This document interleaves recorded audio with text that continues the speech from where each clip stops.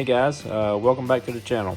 We're going to attempt our first paint tutorial, and for the first paint tutorial we're going to do a Protoform Dodge Dart 157930. We're going to do a blend of a what if type car. It's going to be a what if Ken Block and Richard Petty had joined forces. So we're going to build a Hoona Dart. So stay tuned. Hopefully you'll find this entertaining, if not educational. So here we go. Alright, here's our antique technology that we'll be using. I am way behind on my computer and or software. It still does the job. For a few bodies I'll still paint. As for paint, we'll be using a combination of a little bit of everything. I still have quite a bit of old Fast Color, Createx, a few bottles of Proline, and a few bottles of Spaz. I like the Spaz Chrome.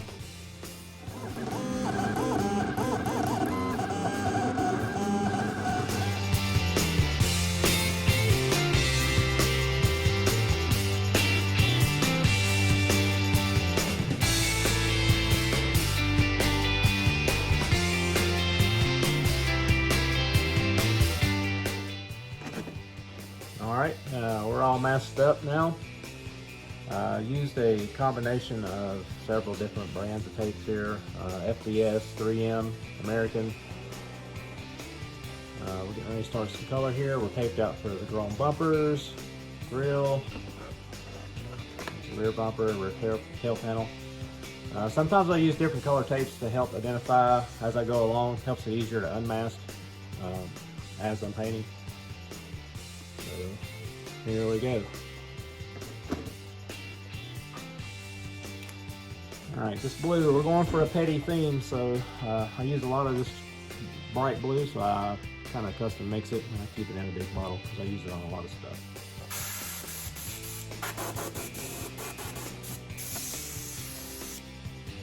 And I need a little more air pressure.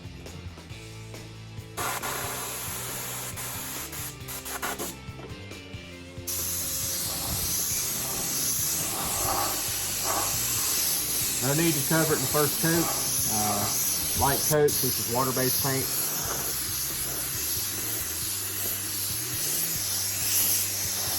Depending on the color, normally 2-3 coats is covered. You don't want to pile it on, because it needs to dry between coats to get the water out.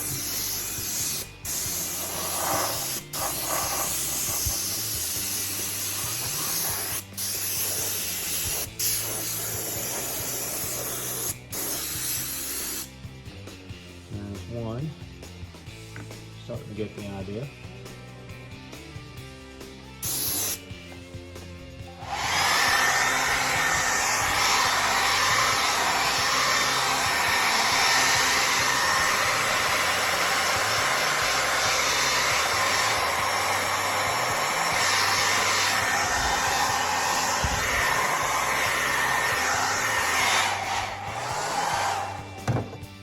Not totally necessary to use a hair dryer. Don't hit it directly on the paint. You want it to just kind of blow across it to get the water out, and help speed up the process a little bit.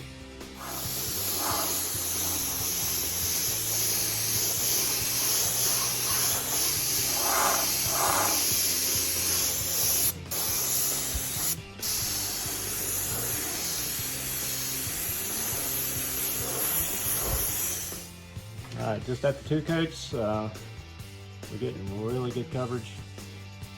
You don't want to hold it up to the light because you can see through it. It's kind of blotchy, but you never have the light coming from inside of your car out. It's always this way. So you don't want to just pound paint on there until you can't see through it, because then it's got so much, you'll have a hard time getting your masking off, and or it's going to get more fragile. It'll start to peel a little easier and get thicker. Besides the extra weight. Racers are concerned about the weight.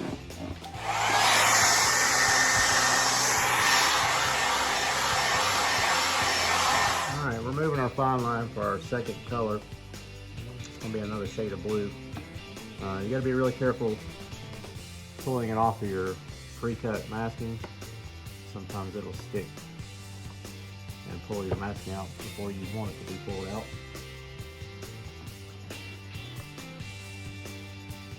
We just put these stripes in there just to add a little texture to the paint job, not just a straight Richard Petty style. You had to add a little bit of the Huna Dart style to it. It's not a very complex paint scheme. I'm trying to keep it simple for my first video here anyways. There we go, our mask removed. We'll spray a darker shade of blue. This is just straight Parma Fast Color Fast Blue out of the bottle. This paint isn't made anymore, but I still have quite a bit of it left.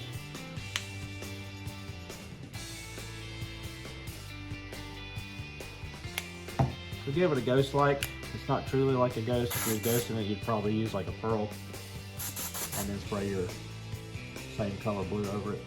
So we're just gonna do like a darker shade.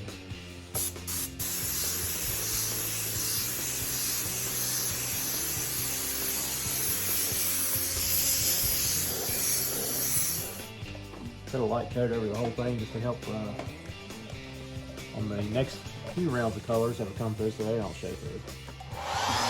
There's one coat, very subtle, ghost-like graphic. On to coat number 2.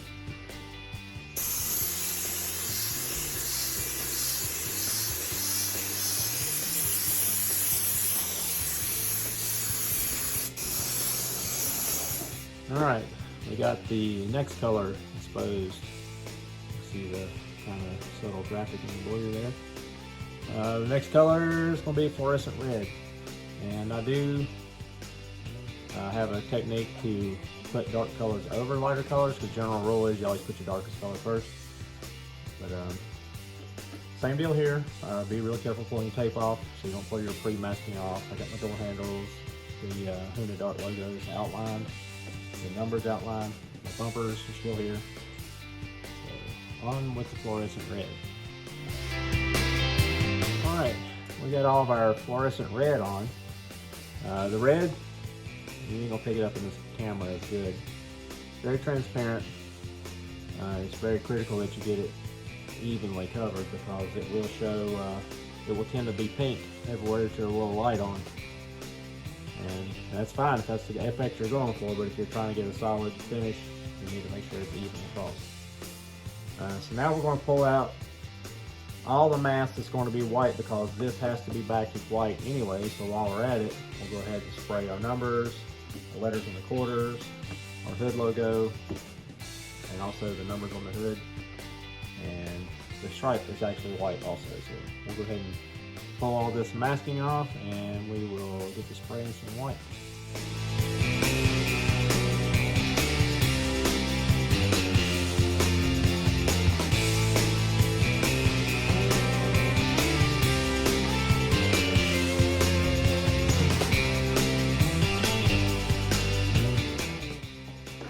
Alright, we got all the white, what's going to be white, removed, and starting to come together now. I'm starting to see the direction I'm going. Another tech tip.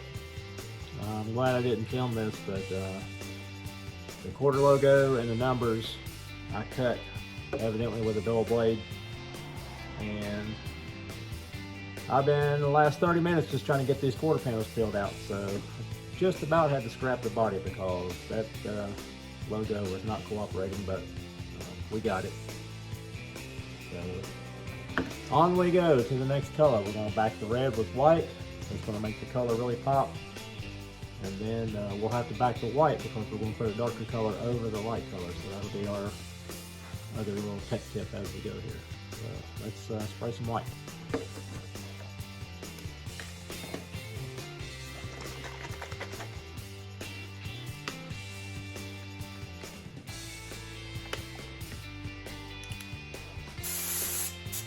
This is Createx right out of the bottle. No reducer, no additives.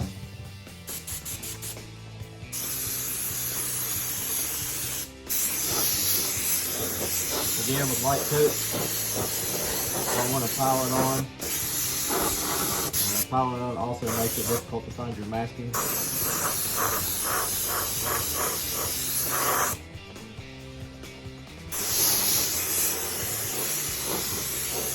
All right, one coat.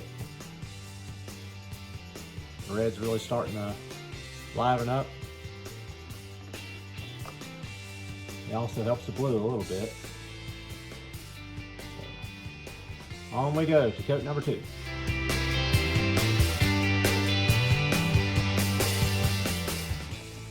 All right, we got 3 coats of white. The white still affects like the evenness of the fluorescent colors also, so it's good to get your white even. So we got all of the red covered and our white numbers, our logos on the hood. And now all this is getting outlined in black. And like I said, generally you don't put dark colors over light, but this technique I've used for years and it's always seemed to work. I've put red over white, I've put yellow, green, whatever over silver, but this is just a simple mix up a primer gray, and this bottle is beat up. This bottle's been used for years. It's my gray bottle. No real formula, just black and white. Get a good even light coat over your light colors. Say you're doing fluorescent red and you wanted to put a blue stripe over the red, you would back your red and white because you have still to do that. Then you can back that with the gray and you can put whatever color you need to over it. So what we're going to do, we're going to back off our white and then we're going to peel the remainder of this masking off, and that's going to be our outlines of our numbers, outlines of our hood logos, everything will be in black.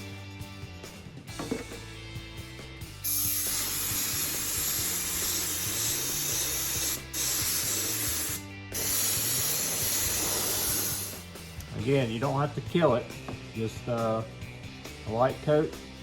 That'll help mask or become a barrier between your white and your next color. So, on to peeling more mask. All right, we got all the mask pulled off. Now we're going to outline the numbers, the hood logos.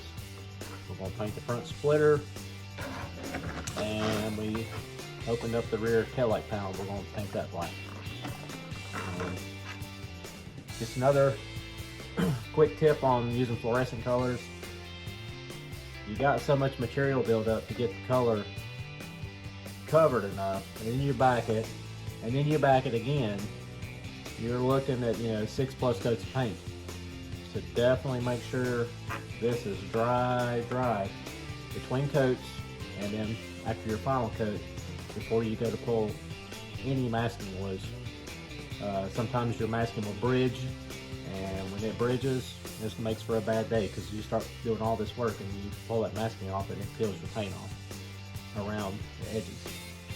Another little tip, nobody's perfect, so sometimes you'll have some blow through around these letters, numbers, your door handles, any of the little details. This little stick right here, you'll find this in your health and beauty aisle at any department store or pharmacy. A couple of bucks. It's for cleaning your cuticles. One end's blunt, one end's sharp.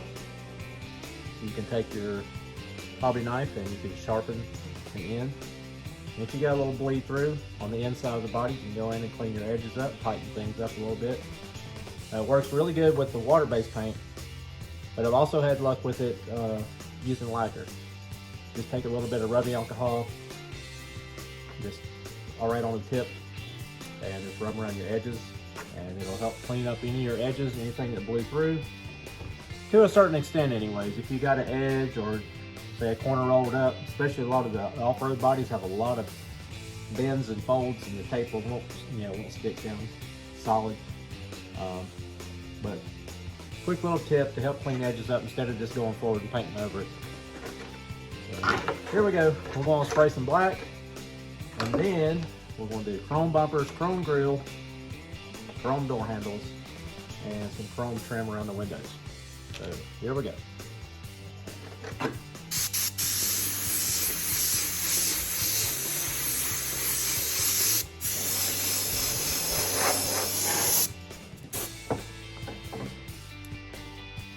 Same deal here, light coats. But as you can see, we're putting black over fluorescent red and over white, and it's not bleeding through, it's not showing through, and it's really making all the graphics pop. All right, we got everything peeled off for our chrome. The window trim, I just take a steady hand, I guess. There's other techniques, but the existing window mask. Got my X-Acto cut down like a pinstripe brush and just kind of drug it along. The chrome, it's not very forgiving at all. When I prepped this body, and I don't know what it is about Protoform bodies lately, but they are really slick. I scrubbed the body with Scotch-Brite inside, but I avoided the areas that are going to be chrome simply because the chrome doesn't hide anything. But with that, you have the option of doing some pretty cool stuff with the chrome. I've done gold leafing, brushed aluminum, just different little tricks you can do, because any kind of scratch on the body is going to show through the chrome. And if you don't want it, if you want it mirror chrome, your best option or your best bet is no scratches whatsoever. My preferred chrome is the Spaz. Seems to be the most durable of the ones I've used. I've used the Createx water base. It's got a good polished aluminum look. It doesn't really have the chrome. So with this being a classic car, we're going to go chrome. And it's very simple to use. You just spray it. It almost immediately flashes. And then you back it with black. They do sell a backer. This is a solvent-based paint. I'm using it over water, but I like to back it with water base. They do sell a backer that's made for it. It's also solvent-based. Works fine. I've had one issue in the past, if I got the backer a little too wet, that it would reactivate the chrome and it would dull it out a little bit. With the water, it will not react with this whatsoever. So when it's chrome, it's chrome. Here we go.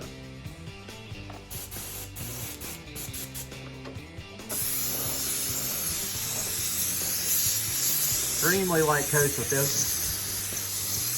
You gotta let it do its thing. It'll go on a little modelly, and as it flashes, almost instantaneously it flashes. You've got chrome.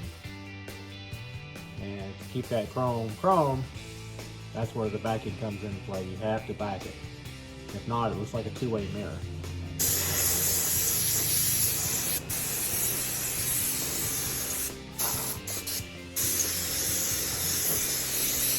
Not only does the chrome give you, or the backing give you that chrome effect, it also protects it, because this stuff is very sensitive. It's not very durable paint. If you touch it with your bare hands or something like that, it can smear it, smudge it. Another reason to back it is not just to get the true chrome effect, is protect it also. As far as flaking and stuff goes, I've had really good luck with the Spaz.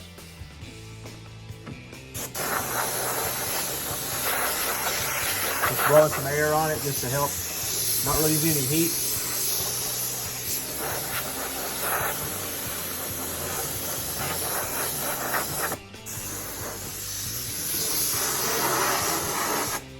Make sure we get the corners of the bumpers so we don't have a bare spot.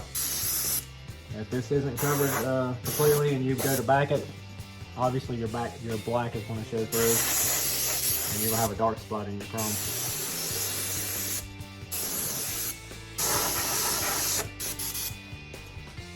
That is it for the chroming. We're going to black it out, and then we will, I like to go back and spray, totally not unnecessary, but I like to go back and spray a gray finish over my body just to make them look finished on the inside. Not so much for racing, because I said, it adds extra weight, but for the general purpose RC, bashing around or just parking lot playing, I think it looks a little nicer and it's easier to clean. So we'll be right back after we back it up. All right, we got window mask pulled. We got the inside sprayed gray. Looks nice inside. And now for the most satisfying thing in RC, is peeling this film off to reveal your final product.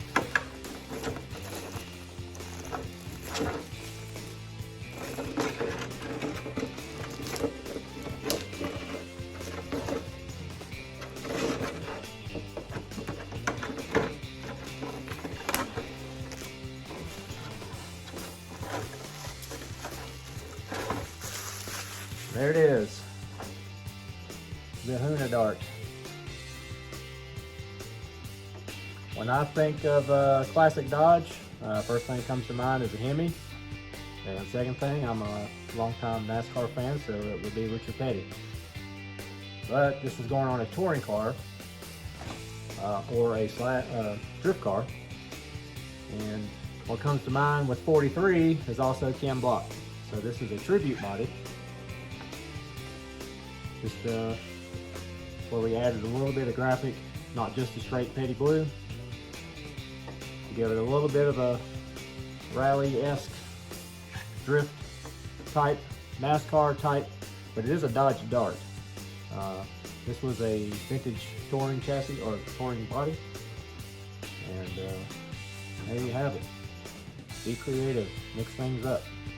There's no rules in painting RC bodies other than using the right stuff. So I hope you found this helpful, and there it is, the Huna Dart.